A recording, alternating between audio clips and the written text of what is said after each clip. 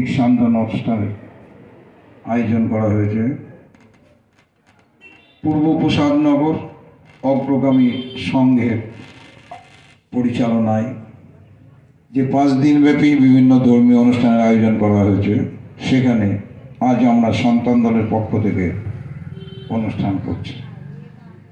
এতদ অঞ্চলের সমস্ত ভক্তপ্রাণ মানুষের কাছে আমাদের স্বনির্বন্ধ অনুরোধ, আপনারা বিগত দিনে যেভাবে সহযোগিতা করেছেন, আজকেও ঠিক সেইভাবে সহযোগিতার হাত বাড়িয়ে দেবেন।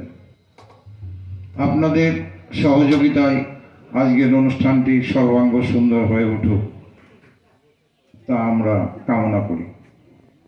আমাদের নির্ধারিত সময়েই আমরা অনুষ্ঠান ঠিক শুরু করছি। সঙ্গীত পরিবেশন করবেন রাম নারায়ণ রাম। কিশোরদা মঞ্চে বসে আছেন, এক্ষুনি আমাদের অনুষ্ঠান শুরু। তারা কয়েকদিন ব্যাপী যে নাম সংকীর্তন সঙ্গীতানুষ্ঠানের আয়োজন করেছেন, বিভিন্ন ধর্মীয় সংগঠন তারা তাদের নতুন ভক্তিগীতি, ধর্মীয় সঙ্গীত এবং নাম সংকীর্তন করছেন। আজকে আমরা সমবেত হচ্ছি, এখনো যদিও সবাই আসেননি, সবাই চলে আসবেন আমাদের ভাই বোনেরা। আজকে আমরা জন্মসিদ্ধ ঠাকুর শ্রী শ্রী বালক ব্রহ্মচারী মহারাজের ভক্ত শিষ্য সন্তানেরা উপস্থিত হয়েছি এই অনুষ্ঠানে আমাদের কথা, আমাদের গান, আমাদের নাম সংকীর্তন পরিবেশন করার জন্য। জন্মসিদ্ধ ঠাকুর শ্রী শ্রী বালক ব্রহ্মচারী মহারাজ, তিনি তার ভক্ত শিষ্য সন্তানদের নিয়ে তৈরি করেছেন সন্তান দল। প্রথমেই এই কথাটা আপনাদের জানা দরকার, বোঝা দরকার, কে জন্মসিদ্ধ, জন্মসিদ্ধ কি, কাকে জন্মসিদ্ধ বলা হয়। এই পৃথিবীর ইতিহাসে যত গুরু মহান অবতার যারা এসেছেন, সবাই তারা এখানে এই পৃথিবীতে আবির্ভূত হয়ে তাদের গুরুর কাছে দীক্ষা নিয়েছেন। তাদের সাধন মার্গে তারা উন্নত হয়েছেন, কেউ কেউ সিদ্ধি লাভ করেছেন বলে শোনা যায়, এবং তারপর তারা তাদের ভক্ত বা শিষ্যদের পথ দেখিয়েছেন এই পৃথিবীতে। কিন্তু জন্মসিদ্ধ এই পৃথিবীর ইতিহাসে বিরল। খুব অল্প কয়েকজন এসেছেন এই পৃথিবীতে জন্মসিদ্ধ হিসেবে। তাদেরই চূড়ান্ত পর্যায়ে এলেন ঠাকুর শ্রী শ্রী বালক ব্রহ্মচারী মহারাজ।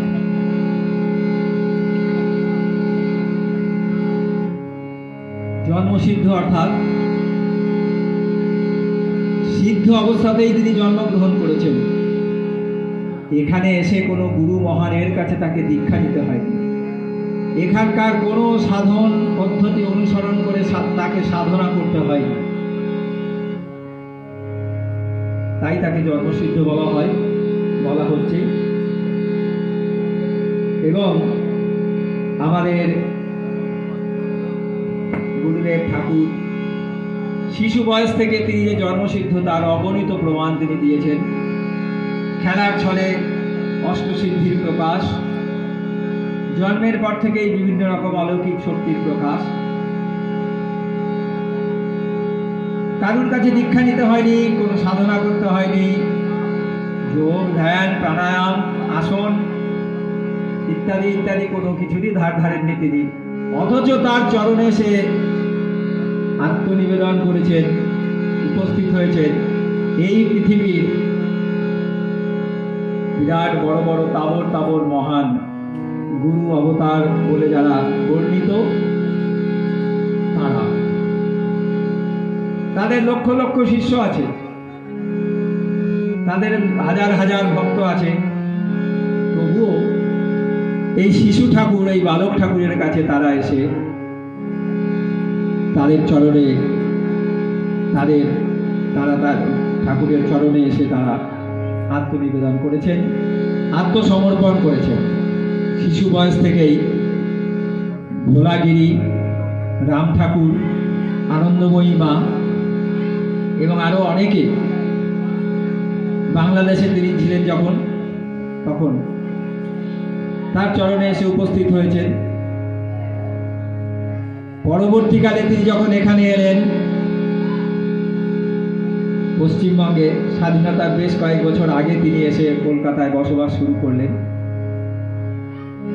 কলকাতার বড় বড় মহান, এই পৃথিবীর, এই ভারতের বহু সাধক মহান তার কাছে এসে উপস্থিত হয়েছে।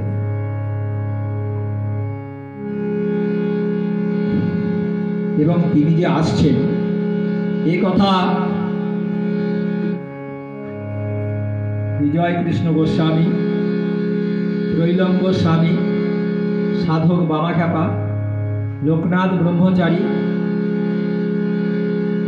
আরো অনেক বড় বড় মহানেরা তারা ঘোষণা করে গেছেন তার জন্মের বহু বছর আগে। তাই এই জন্মসিদ্ধ মহান, তিনি শিশু থেকেই নিজেকে আড়াল করে রেখেছেন, বিশেষ কাজে তিনি এই পৃথিবীতে এসেছেন। তার ভক্ত শিষ্য সন্তানদের নিয়ে সেই বিরাট কাজে তিনি ব্যাপৃত আছেন।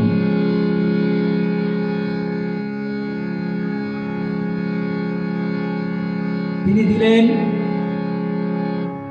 এই যুগের যোগ্য নাম, মহাকাশের মহানাম রাম নারায়ণ রাম। এই নাম দিয়েই আমরা আজকে আমাদের অনুষ্ঠান শুরু করছি। এই মহানাম, মহামন্ত্র, এই নামের মাধ্যমেই আসবে সমাজের সত্যিকারের কল্যাণ। ঠাকুরের প্রথম রেকর্ড 1973 সালের HMV প্রকাশ্যভাবে যেটা প্রকাশিত হলো জনসমক্ষে, তাতে ঠাকুর বললেন, এই নাম যারা স্মরণ করবে তারা আকাশের মতো স্বচ্ছতায় ভরপুর হয়ে যাবে। চিন্তা করে দেখুন, ভেবে দেখুন আমরা কি হয়েছি, আর এই নামের মাধ্যমে আমাদের কি হওয়া উচিত। তিনি বললেন এই নামের মাধ্যমেই আসবে সমাজের সত্যিকারের কল্যাণ, দেশের সত্যিকারের কল্যাণ। বুঝে না বুঝে অবাক পড়েই বড় বড় কবি এবং সাহিত্যিক হয়েছেন, সারেগামা চর্চা করেই সুযোগ্য হয়েছেন বড় বড়। তেমনি এই নামের যারা মুক্ত কণ্ঠে এই নাম ভজনা করবে তাদের মাধ্যমে আসবে সমাজের কল্যাণ। তাই আমাদের প্রত্যেকটি ভাই বোনদের এবং সমস্ত মানুষের কাছে আমাদের এটা জানাবার বিষয়, আমাদের প্রত্যেকের মনে রাখতে হবে এই সমাজ কল্যাণের, দেশের কল্যাণের, দশের কল্যাণের, সারা পৃথিবীর কল্যাণের ব্রত নিয়ে আমরা এগিয়ে চলেছি। কোনো নাম যশের জন্য নয়, নেতাগিরি করার জন্য নয়, গুরুগিরি করার জন্য নয়, গদানন্দ মহানন্দ সদানন্দ সাজার জন্য নয়, আর মহানাম করে পয়সা রোজগার করার জন্য নয়। ঠাকুর দিলেন সেই মহাকাশের মহানাম রাম নারায়ণ রাম। আসুন আমরা সবাই গাইছি সেই মহানাম।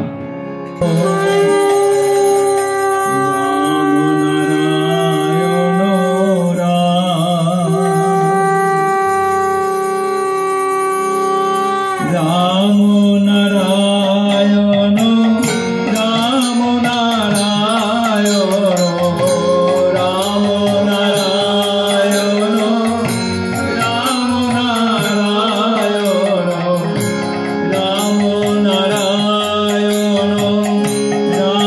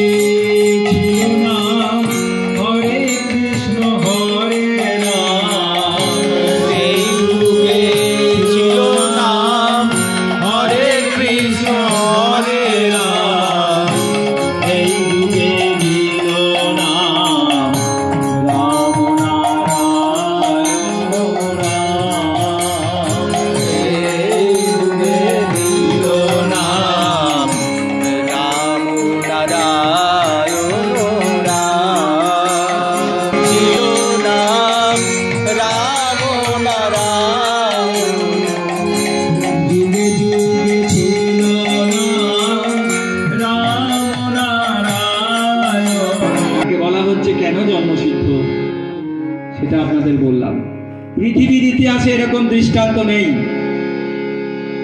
সারা পৃথিবীর যত ধর্মগ্রন্থ শাস্ত্রগ্রন্থ আছে তন্ন তন্ন করে খুঁজে দেখুন, শিশু বয়স থেকে যখন তিনি জন্মগ্রহণ করেছেন তারপর থেকেই অসংখ্য বিভূতির প্রকাশ। শুধু তাই নয়, যে স্কুলে তিনি পড়েছেন, স্কুলে পড়াশোনা করেছেন, এরকম দৃষ্টান্ত আছে কোথাও? এই পৃথিবীতে নেই।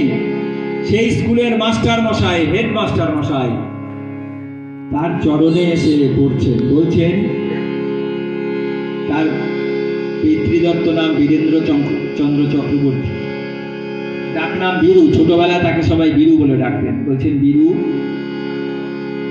আমরা তোমাকে পড়াশোনা শিখিয়েছি, এখন তুমি আমাদের দীক্ষা দিয়ে এই ভবপারের ব্যবস্থা করো।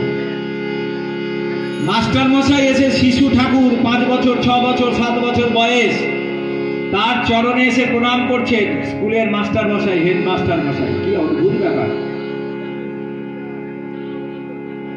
বাংলাদেশের চট্টগ্রামের ময়নামতি পাহাড়ের বিখ্যাত সাধক মানাই ফকির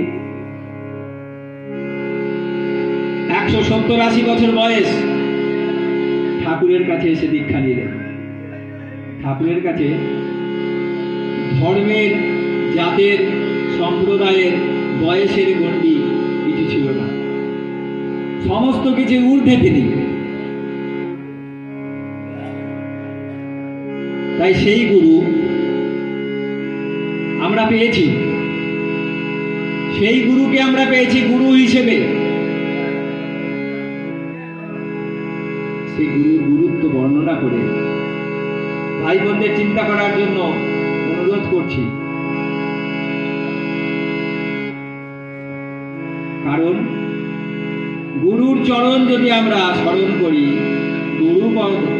গুরুপদ যদি আমরা স্মরণ করে রাখি, তাহলে কোনো রকম অন্য কোনো সাধনার কিছুর দরকার পড়ে না, চলে যাব আমরা সেখানে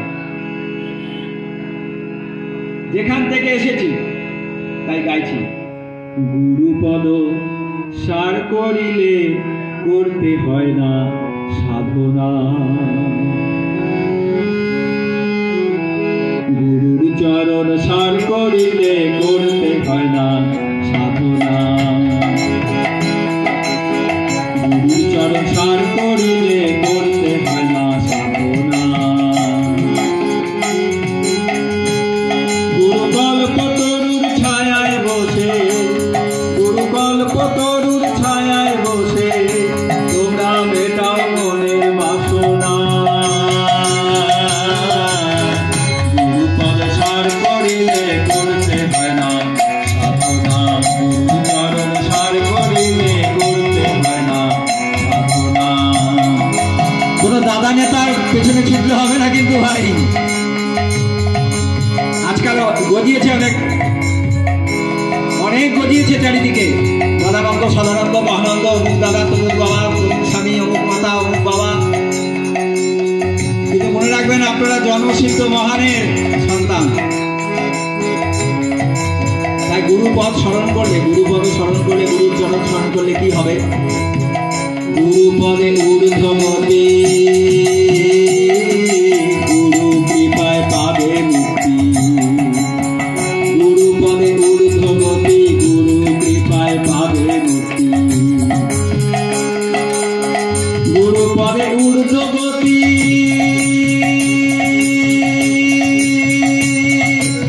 গুরু রুষ্ট হলে অধোগতি, গুরু রুষ্ট হলে অধোগতি। তাই জন্মসিদ্ধ গুরু ধরে চলে যাও ভব পারে, তোমরা জন্মসিদ্ধ গুরু ধরে চলে যাও ভব পারে। আর কারুর পক্ষে সম্ভব নয়, কেউ পারবে না মুক্তি দিতে। এই ভবসাগর পার করার জন্য সেই গুরুর শরণে নিতে হবে। জন্মসিদ্ধ গুরু ধরে চলে যাও ভব পারে, জন্মসিদ্ধ গুরু ধরে চলে যাও ভব পারে।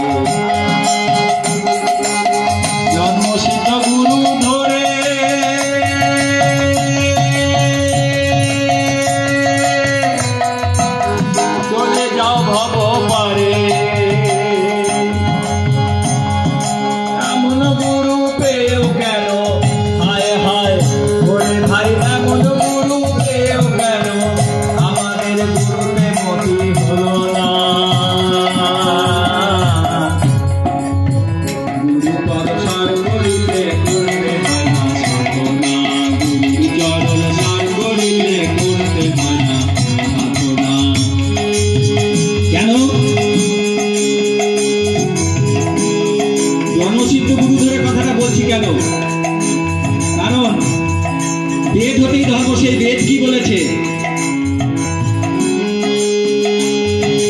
বেদ বলেছেন সিদ্ধ গুরু ছাড়া দীক্ষা নিও না। ওরে বেদ বলেছেন সিদ্ধ গুরু ছাড়া দীক্ষা নিও না। যাকে তাকে করলে গুরু পার হওয়া যাবে না। ও ভাই, যাকে তাকে করলে গুরু পার হওয়া যাবে না। তাই বেদ বলেছেন সিদ্ধ গুরু ছাড়া দীক্ষা নিও না। তাই বেদ বলেছেন সিদ্ধ গুরু ছাড়া দীক্ষা নিও না। যাকে তাকে করলে গুরু পার হওয়া যাবে না। ও ভাই, যাকে তাকে করলে গুরু পার হওয়া যাবে না। যাকে তাকে করলে গুরু পার হওয়া যাবে না। তাই জন্মসিদ্ধ গুরু ধরে চলে যাও ভব পারে। তোমরা জন্মসিদ্ধ গুরু ধরে চলে যাও ভব পারে। আর কারুর পক্ষে সম্ভব নয়, কেউ পারবে না মুক্তি দিতে। এই ভবসাগর পার করার জন্য সেই গুরুর শরণে নিতে হবে। জন্মসিদ্ধ গুরু ধরে চলে যাও ভব পারে। জন্মসিদ্ধ গুরু ধরে চলে যাও ভব পারে। জন্মসিদ্ধ গুরু ধরে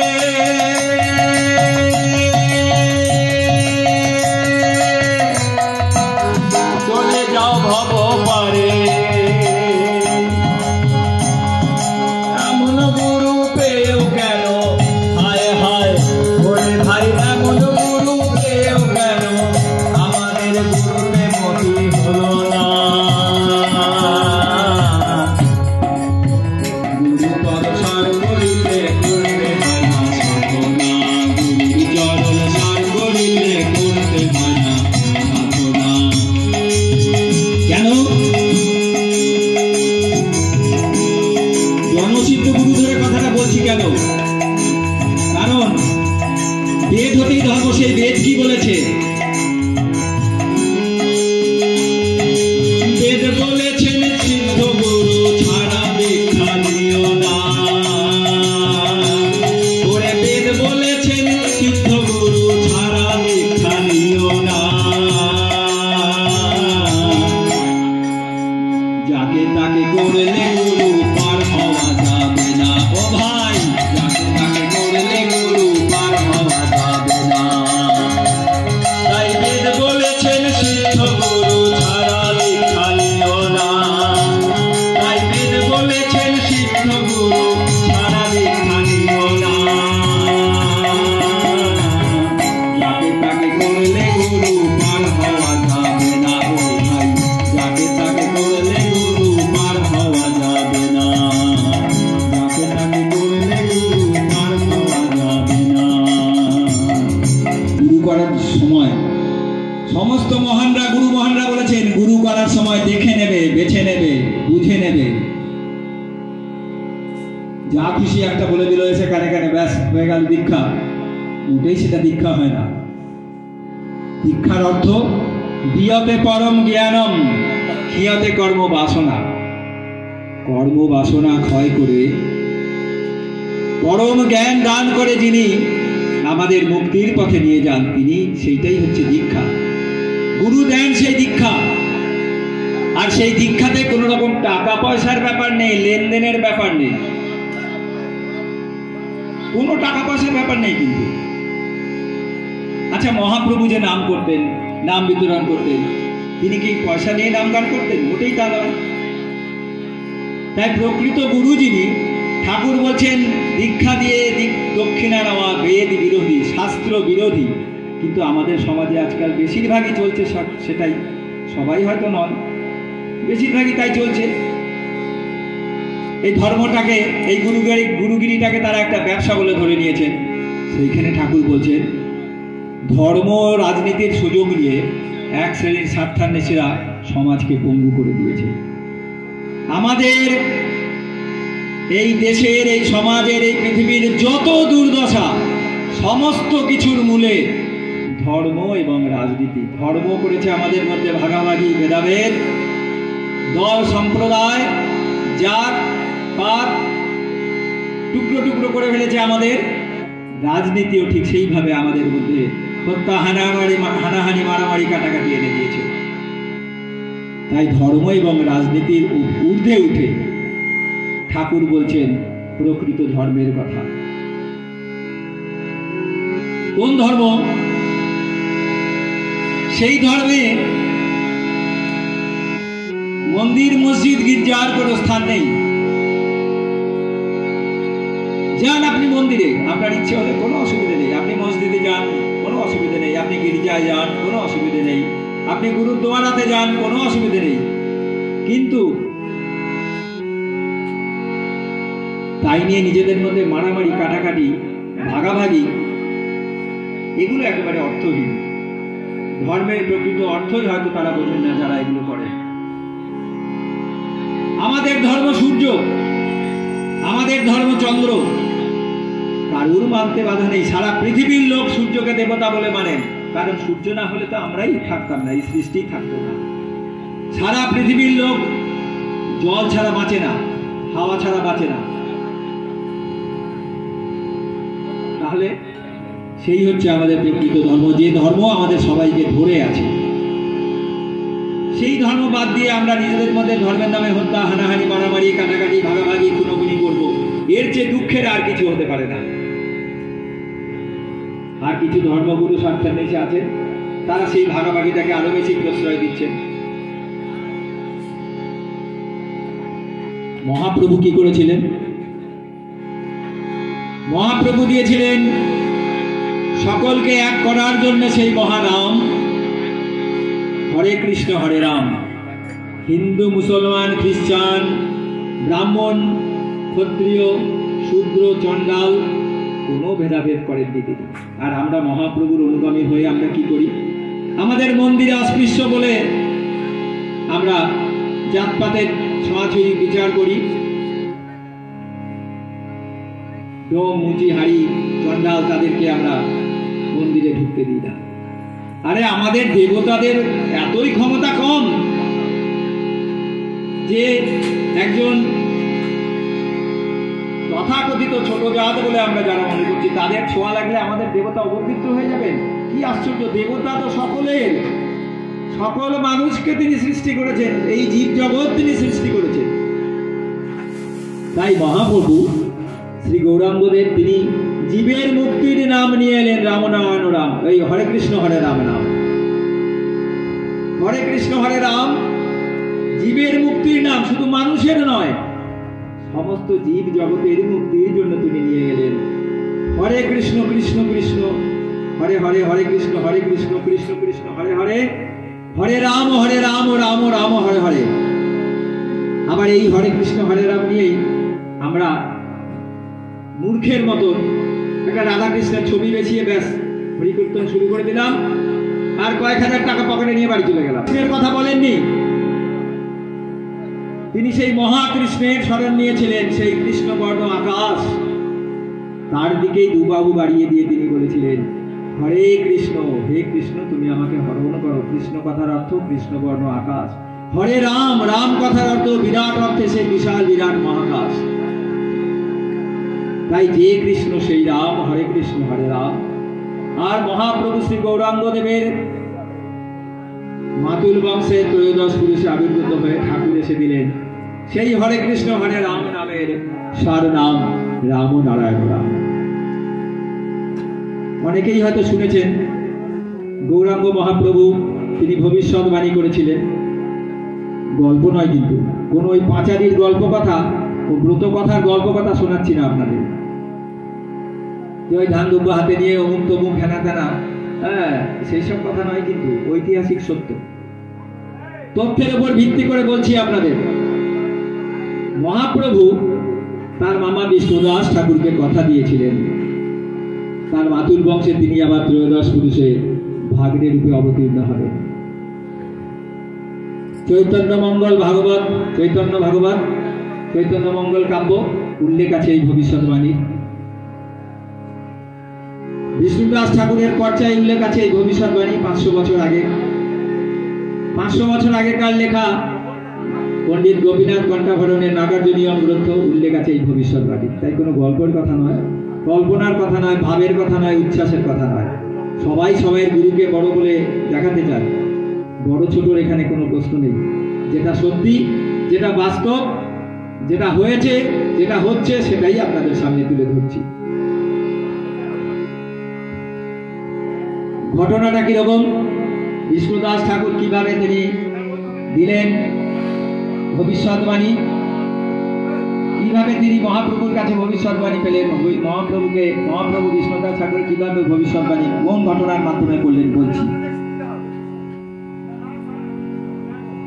গৌরাঙ্গ মহাপ্রভু সচিমাতার আদরের নিমাই মায়ের অনুমতি নিয়ে, স্ত্রীর অনুমতি নিয়ে তিনি সন্ন্যাসে বেরোলেন। সন্ন্যাস নিয়েছেন গৌরাঙ্গ মহাপ্রভু। আজানুলম্বিত বাহু, গৌরবর্ণ বিশালাকায় দেহ, মুন্ডিত মস্তক, গেরুয়া বস্ত্র পরনে, কাঁধে সন্ন্যাসীর ঝুলি। মহাপ্রভু সন্ন্যাসে বেরিয়েছেন।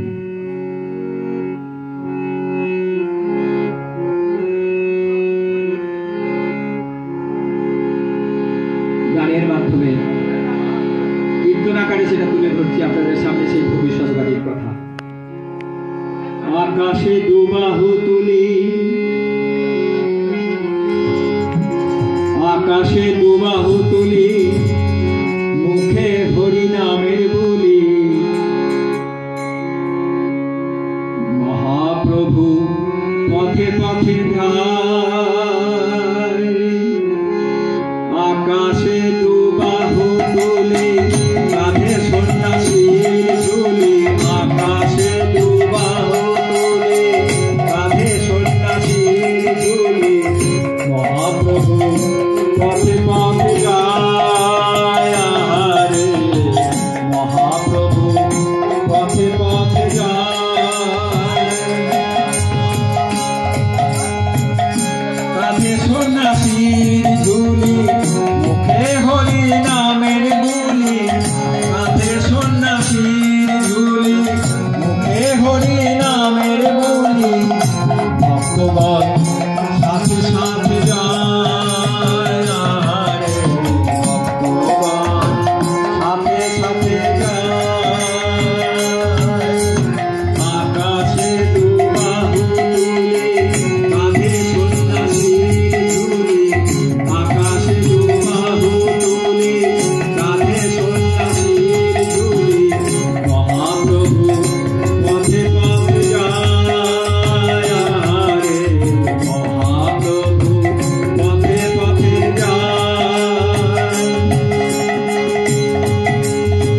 মুখে হরি নামের বুলি, কাঁধে সন্ন্যাসীর ঝুলি। মুখে হরি নামের বুলি, কাঁধে সন্ন্যাসীর ঝুলি, ভক্তগণ সাথে সাথে যায়। ভক্তগণ সাথে সাথে যায়। নাম প্রচারে বেরিয়েছেন মহাপ্রভু। এমনি একদিনের কথা, এক ভক্তের বাড়িতে ভক্তরা সাথে আছেন, আর সাথে আছেন মামা বিষ্ণুদাস ঠাকুর।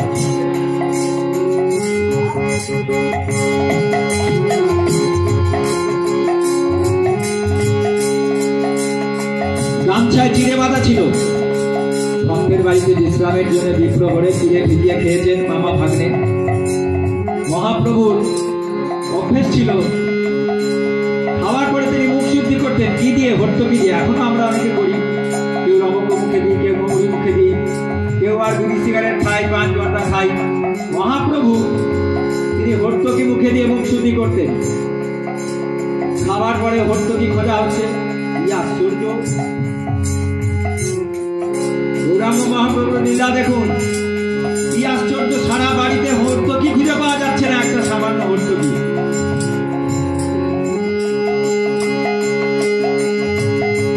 মামা বিশ্বনাথ ঠাকুর থেকে হর্তকিটা বের করলেন একখানা। এই নাও নিমাই, আমি তো জানি খাওয়ার পরে তোমার মুখ শুদ্ধি করা অভ্যেস, তাই আমি তোমার জন্য রেখে দিয়েছিলাম। এই নাও, এই হর্তকিটা দিয়ে মুখ শুদ্ধি করো। মহাপ্রভু গম্ভীর হয়ে গেলেন, গ্রহণ করলেন, হর্তকিটা মুখে দিলেন।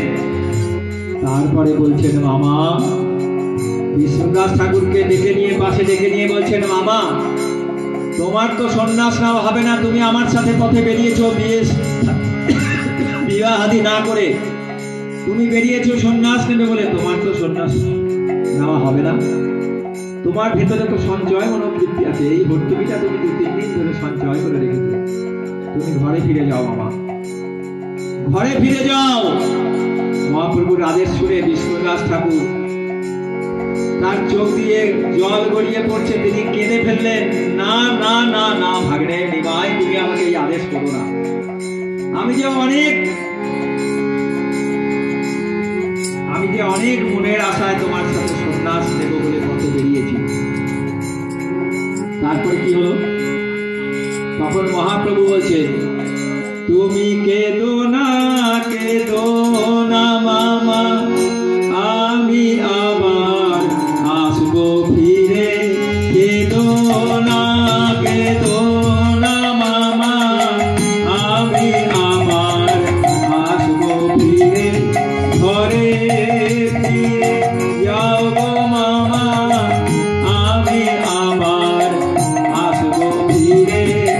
ঘরে ফিরে যাও গো মামা, আমি আবার আসবো ফিরে। মামা, তোমার বংশে ধারা ধরে 13 পুরুষে আসবো ফিরে। তোমার বংশে ধারা ধরে 13 পুরুষে আসবো ফিরে।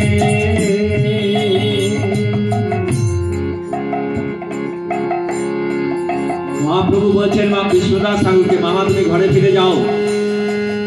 সেখানে রামপাল দিঘিতে, বাংলাদেশে রামপাল দিঘিতে তুমি বাসুদেব মূর্তি খুঁজে পাবে, সেই বাসুদেব মূর্তি তুমি ঘরে প্রতিষ্ঠা করো। আমি সেই মূর্তি দিয়ে তোমার ঘরে প্রতিষ্ঠা করে আমি সেই বাসুদেব মূর্তির উদ্বোধন করে দিয়ে আসবো। বিষ্ণুদাস ঠাকুর কিছুতেই রাজি নন। তখন গৌরাঙ্গ মহাপ্রভু বলছেন, মামা আমার কথা শোনো মামা, তুমি যদি ঘরে ফিরে না যাও তাহলে তোমার বংশের 13 পুরুষে আমি কিভাবে আসবো মামা? তুমি ঘরে গিয়ে বিবাহাদি করো, তোমার সন্তান সন্ততি হোক, তোমার বংশের 13 পুরুষে ভাগ্নে রূপে আমি আবার অবতীর্ণ হব এই ধরায়, আমি তোমাকে কথা দিলাম। মহাপ্রভুর সেই প্রতিশ্রুতির কথা নাগার্জুনিয়াম গ্রন্থে বিষ্ণুদাস ঠাকুরের পর্যায়, চৈতন্য মঙ্গল ভাগবত গ্রন্থে পরিষ্কার উল্লেখ আছে। তাই কোনো গল্প কথা আপনাদের শোনাচ্ছি না। কুলপঞ্জি বিশ্লেষণ করলে দেখা যায় বিষ্ণুদাস ঠাকুরের কুলপঞ্জি, মহাপ্রভুর কুলপঞ্জি এবং বালক ব্রহ্মচারী মহারাজের কুলপঞ্জি বিশ্লেষণ করলে দেখা যায় বালক ব্রহ্মচারী মহারাজই মহাপ্রভুর মামা বিষ্ণুদাস ঠাকুরের 13 পুরুষে ভাগ্নে রূপে অবতীর্ণ হয়েছে।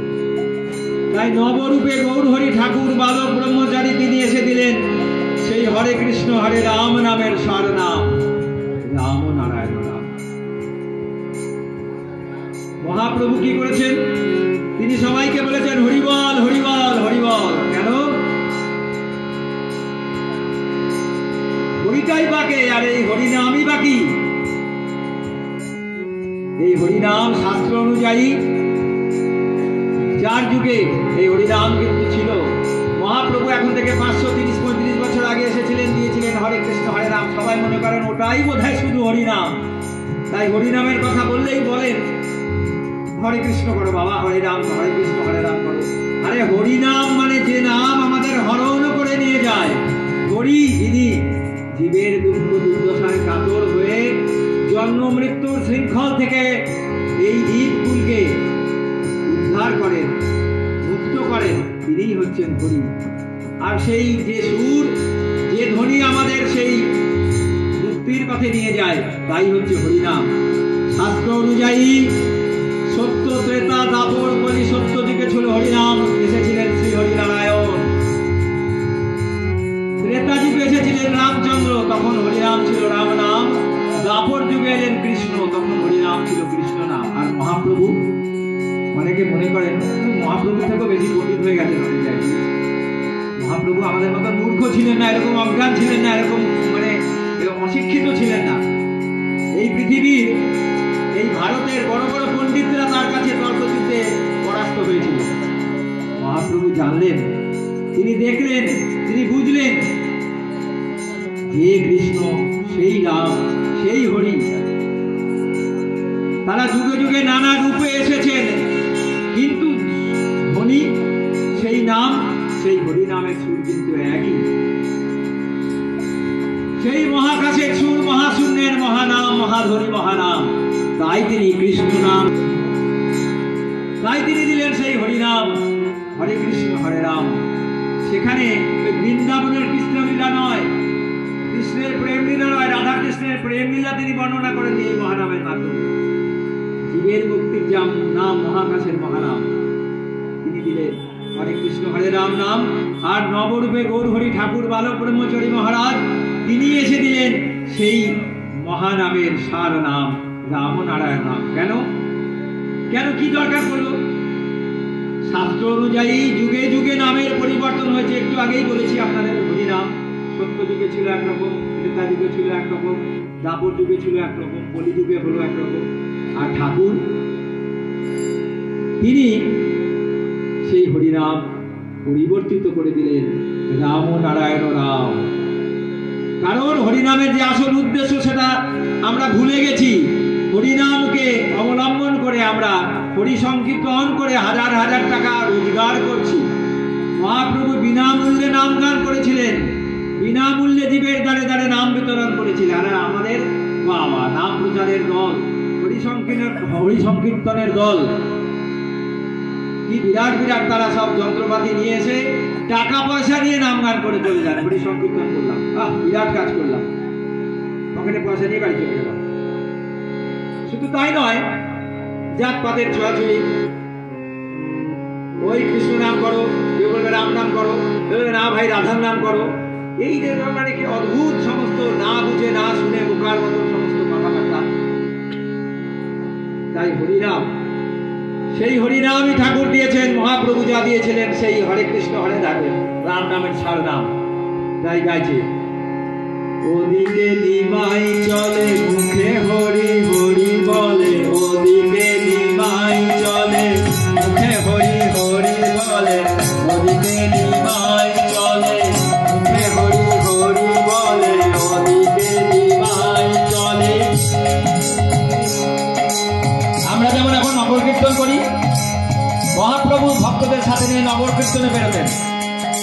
নগরে নিমাই চলে মুখে হরি হরি বলে, নগরে নিমাই চলে মুখে হরি হরি বলে, হরি নামে বাসানো যে গলে,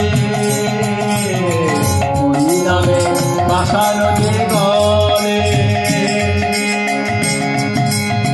নদিয়ার পথে পথে ভক্তগণ নিয়ে সাথে, নদিয়ার পথে পথে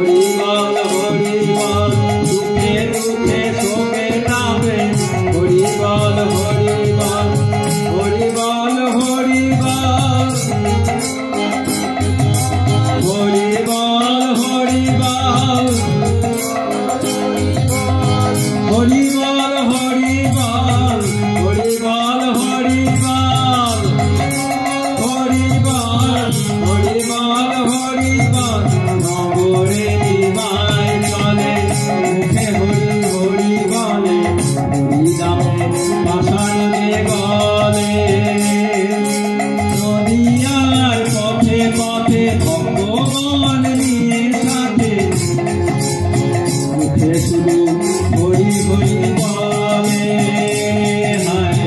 মুখে শুধু হরি হরি বলে। সেই হরিনাম, এই হরিনাম, এই হরিনাম সবাই বলো রাম নারায়ণ রাম। এই হরিনাম সন্ধ্যা সকালে বলো রাম নারায়ণ রাম। সংসারেরও সকল কাজে রাম নারায়ণ রাম, সংসারেরও সকল কাজে নয়নে স্বপনে বলো রাম নারায়ণ রাম, নয়নে স্বপনে বলো নারায়ণ রাম নারায়ণ রাম। হরে শঙ্কর নারায়ণ রাম নারায়ণ রাম। ভুলেই গেছি যে আমরা একদিন না একদিন সবাই শ্মশানেই যাব। প্রতি মুহূর্তে প্রতিদিন শ্মশানের দিকেই এগিয়ে চলেছি আমরা সবাই যারা এখানে জন্মেছি। শ্মশানের এই যাত্রী মোরা রাম নারায়ণ রাম, শ্মশানের এই যাত্রী মোরা, শ্মশানের এই যাত্রী সবাই রাম নারায়ণ রাম, শ্মশানের এই যাত্রী সবাই রাম নারায়ণ। এই হরিনাম সবাই বলো রাম নারায়ণ রাম। এই হরিনাম নয়নে স্বপনে বলো রাম নারায়ণ রাম। আহারে বিহারে বলো রাম নারায়ণ রাম। সংসারেরও সকল কাজে রাম নারায়ণ রাম, রাম নারায়ণ রাম, রাম নারায়ণ রাম, রাম নারায়ণ রাম, রাম নারায়ণ রাম, রাম নারায়ণ রাম, রাম নারায়ণ রাম, রাম নারায়ণ রাম, রাম নারায়ণ রাম, রাম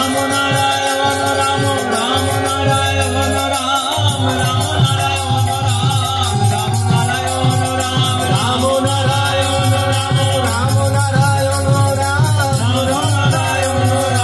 রাম নারায়ণ রাম। মহাকাশের মহানাম রাম নারায়ণ রাম, হরে কৃষ্ণ হরে রাম, রাম নারায়ণ রাম। মহাকাশের মহানাম রাম নারায়ণ রাম, হরে কৃষ্ণ হরে রাম, রাম নারায়ণ রাম। হরে কৃষ্ণ সেই রাম, হরে কৃষ্ণ হরে রাম, সেই নামের তার নাম রাম নারায়ণ রাম। হরে কৃষ্ণ হরে রাম, সেই নামের তার নাম মহাকাশের মহানাম Ram Narayan Ram, Ram Narayan Ram, Ram Narayan Ram, Ram Narayan Ram, Ram Narayan Ram, Ram Narayan Ram, Ram Narayan Ram, Ram Narayan Ram, Ram Narayan Ram, Ram Narayan Ram, Ram Narayan Ram, Ram Narayan Ram, Ram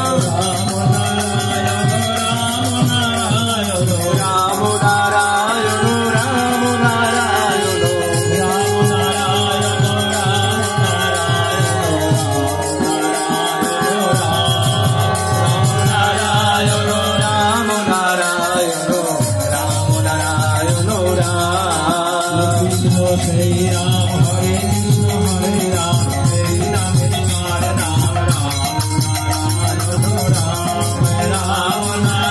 Narayana, Narayana, Devata Muni Rishi Jame Sabai Abhiram, Mahatma Mahanam Ram Narayana, Ram Narayana, Ram Narayana, Ram Narayana, Devata Muni Rishi Jame Sabai Abhiram, Mahatma Mahanam Ram Narayana, Ram Narayana, Ram Narayana, Brahma jape, Vishnu jape, Shiv jape, Om Ram, Narada Bhajan Vinar Kare, Ram Narayana, Ram Narayana, Ram Narayana,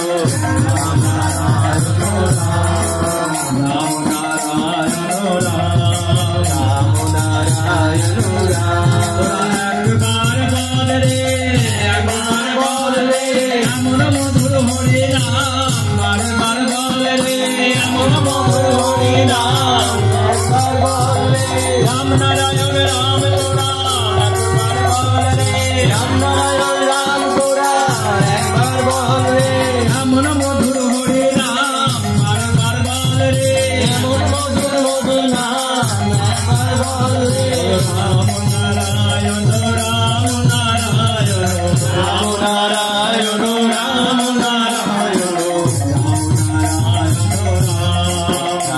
Narayan Ram Narayan Ram Narayan Ram এই জগতে কেউ কারো নয় পূজার দিনে এই পরিচয় চির সাথী এই নাম এই নাম রাম নারায়ণ রাম নারায়ণ রাম নারায়ণ 25,000 ধাম পড়ে গায়ত্রী দিলেন শিবের দিলেন ত্রিশূল হাতে গদা হাতে নাম রাম নারায়ণ রাম নারায়ণ রাম নারায়ণ রাম মূলাধার স্বাধিষ্ঠান পরিপূরণা কবি শুদ্ধ আজ্ঞা চক্র সহস্রারে অবিরাম রাম নারায়ণ রাম নারায়ণ রাম নারায়ণ রাম নারায়ণ রাম নারায়ণ রাম নারায়ণ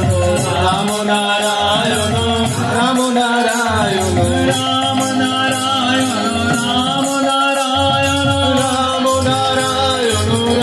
নারায়ণ রাম নারায়ণ রাম নারায়ণ রাম নারায়ণ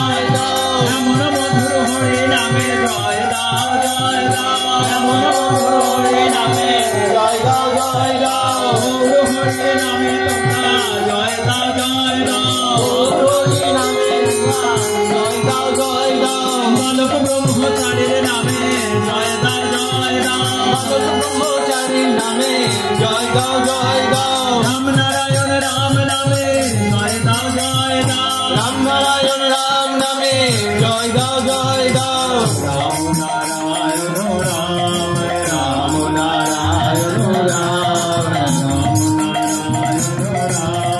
রাম নারায়ণ রাম। আপনাদের ভাই বোনেরা লিপসায় ভুলে যায় যে একদিনে আমাদের এই পৃথিবী ছেড়ে চলে যেতে হবে। ঠাকুর বলছেন তোমরা প্ল্যাটফর্মের যাত্রী, অনন্ত পথের যাত্রী, তোমরা যাত্রা হয়েছে শুরু। এই পৃথিবীতে কিছু দিনের জন্য এসেছো তোমরা।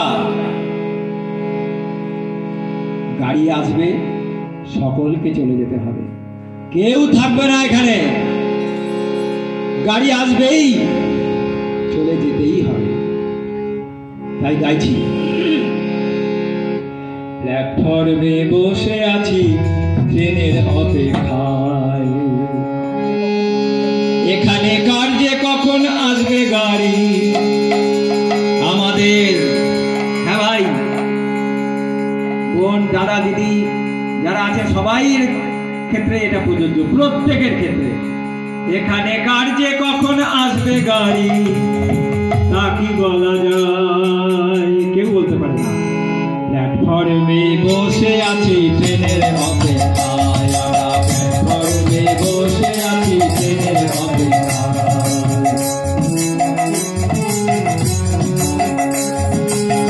এখানে কার যে কখন আসবে গাড়ি আমাদের, কার যে কখন আসবে গাড়ি এখানে, কার যে কখন আসবে গাড়ি এখানে, কার যে কখন আসবে গাড়ি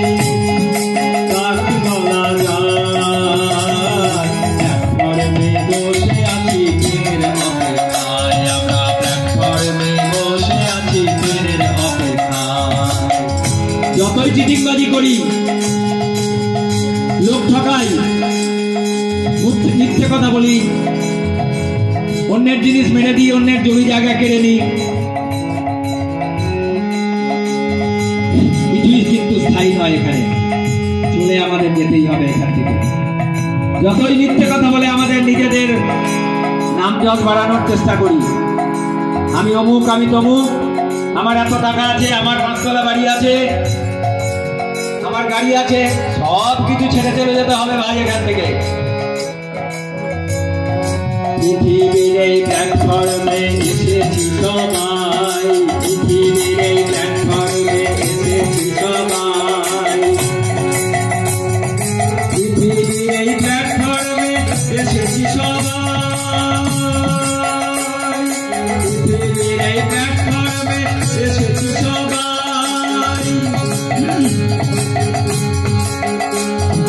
কোথায় ছিলাম, কোথায় যাব, কিছুই জানা নাই, আমাদের কিছুই জানা নাই।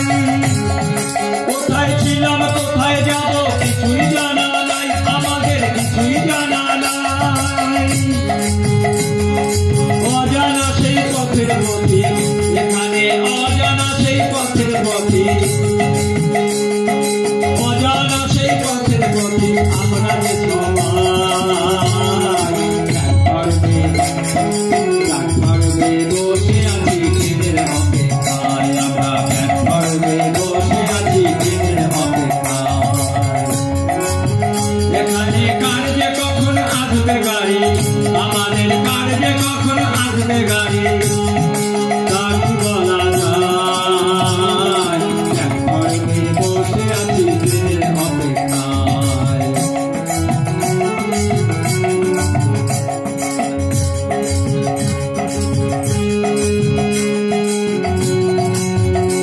যতই দলাদলি করি, যতই গ্রুপবাজি করি, যতই শিক্ষার অহংকার দেখাই, আমি বিএসসি পাস, ওরে বাবা সাংঘাতিক ব্যাপার। ঠাকুর কি পাস ছিলেন ভাই, রবীন্দ্রনাথ কি পাস ছিলেন, বলার সময় বলেছি বিরাট অহংকার, আমি এমএ পাস।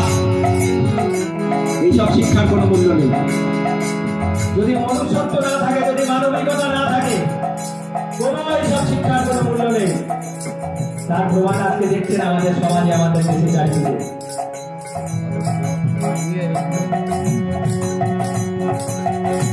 তাই কি হবে, গাড়ি আসলে উঠতে হবে। আকাশ থেকে রেলগাড়িটা আসবে যখন ভাই, আকাশ থেকে রেলগাড়িটা আসবে যখন ভাই, আকাশ থেকে রেলগাড়িটা আসবে যখন ভাই, রেলগাড়িটা আসবে যখন ভাই, ওই আকাশ থেকে রেলগাড়িটা আসবে যখন ভাই, আকাশ থেকে রেলগাড়িটা আসবে যখন ভাই,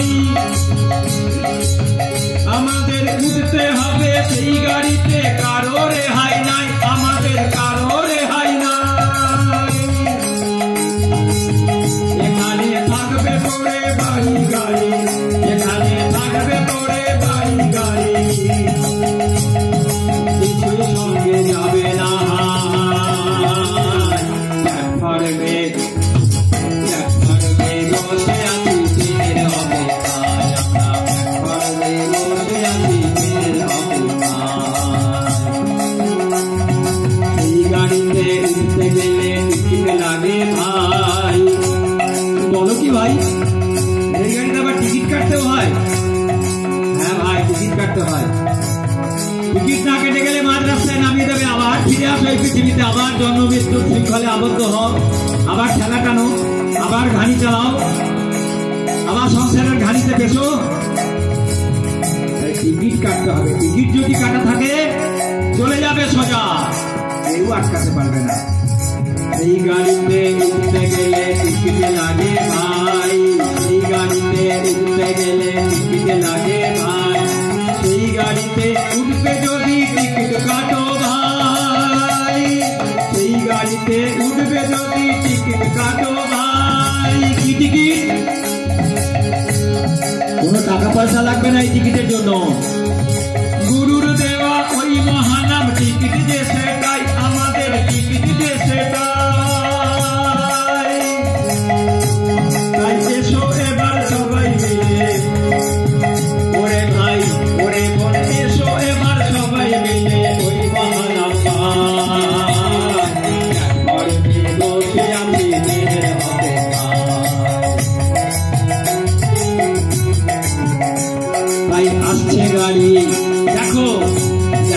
আসছে গাড়ি আসবে গাড়ি টিকিটে কাটো ভাই, আসছে গাড়ি আসবে গাড়ি টিকিটে কাটো ভাই।